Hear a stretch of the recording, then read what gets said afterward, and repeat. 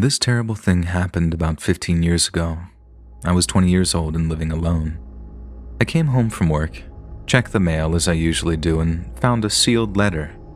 It was a blank envelope, and inside there were 2 tickets to a concert and a letter. A love letter.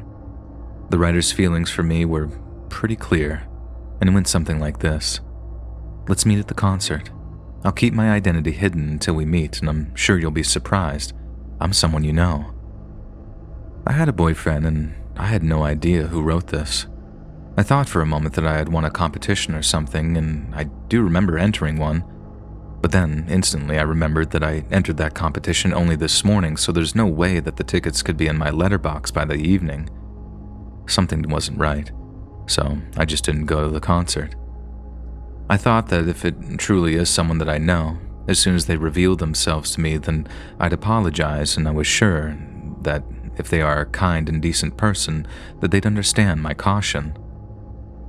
The day after that concert, I found a threatening-looking letter stuffed into my letterbox. Why didn't you come, you idiot? Don't pretend like you aren't interested. The first letter was gentlemanly in a sense, but this was the complete opposite. Back then, I didn't have a mobile phone. As soon as I returned home from work, the moment I closed my front door, my phone rang, and I picked it up, and then the other party hung up. And this happened often. I didn't get a call or a letter every single day. It was kind of irregular. I would get one week, and then the next week I'd get like 3 or 4. And this kind of thing went on for about 3 months. It was incredibly creepy, so I actually decided to move away. Finally, I thought I was at peace. Well, that's what I thought until 1 month after I moved into a new place. The same thing started happening again. I didn't get a call this time, but I found another blank envelope in my letterbox. There was no sender's name or addressee name, so it must have been posted by hand. When I saw this, it was clear to me that my stalker had found my new home. I was really scared. I took the letter to the police station. Ignoring the other party is the most effective thing you can really do. As soon as he realizes that he's being ignored, he'll stop. This advice from the police really doesn't solve anything, I thought. And then the officer said, "Look, women who live alone often get lonely, right? And sometimes single ladies have a tendency to allow harmless antics to get blown out of proportion, He laughed and he just pretended that I was delusional. In those days, the word stalker wasn't widely recognized in Japan. The laws in place aren't what they are today, and I felt so sad that he didn't even try to help me at all. He didn't back me up. He actually took the stalker side in the situation. I'll just move again, I thought, but around that time, my boyfriend and I were talking about marriage, so I just moved back in my parents' house while we talked it over. My parents' home was in the same prefecture, but it was way out in the sticks, so commuting to work was a huge pain. I thought that at least I'd be rid of the stalker, though. I was wrong. Carnage and bloodshed were right around the corner for me.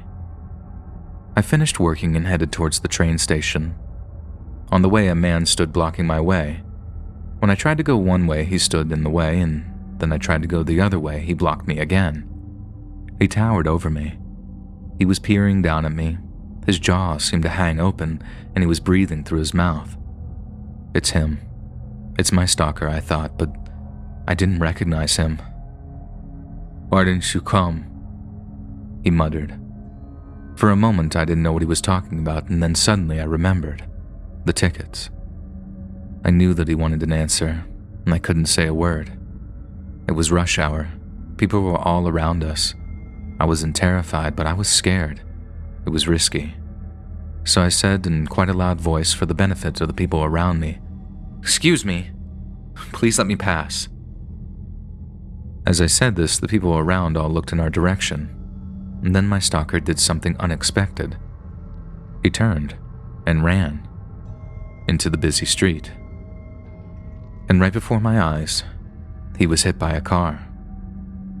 You may think this is quite cold-hearted, but I just thought as I rode the train home, it's not my fault. I was kind of happy that it might actually all be over. And in case you're wondering, he lived. However, one of the stalker's colleagues saw this all unfold. This guy said that it looked like I was having a lover's quarrel, and when the stalker got hit by the car, he said I pretended not to notice or feigned ignorance and just walked off. And this rumor was spread around by the stalker's coworker. Every year, my company and other companies in the same line of work have a sports day for a bit of friendly competition. I remember talking to a few people, but there are so many people that I can't remember who I spoke to very well. Apparently, this is how I met my stalker. I'm usually really good at remembering faces, but I didn't recognize him at all. I found out that he came to my company a few times a week. I work in the personal department, hidden away in a small office, so I don't often see people other than the ones I immediately work with. Yet the rumors about me grew, and they said that we would often meet at work. Of course, I denied these false allegations and stated the fact that I was the victim of him stalking me. But I wasn't convinced that anyone actually believed me. Another shock was in store for me. I was dumped. Although my boyfriend and I were officially engaged, we set up a date for me to be introduced to his parents in his hometown, and at that point we would officially announce our plans to engage. The rumors had reached their ears before I arrived. As I said before, the suffering caused by the stalkers wasn't well documented in Japan at the time. As they said, "You must have given this guy a sign that he had a chance with you. Somehow you must have given him the wrong idea. You caused his actions. Are you sure that there was nothing going on between you two?" With this doubt and distrust imposed upon me, my boyfriend was persuaded by his parents to end our relationship, and I couldn't believe it. I wanted to escape. I wanted a fresh start, so I resigned from my job as well. It's been over 15 years since this happened, and the wounds caused by the stalker are still very fresh. My desire to work hard at the assumption that I would eventually get married and spend my life with my husband is completely gone now. I came to the conclusion that I would probably end up alone, all because of that stalker.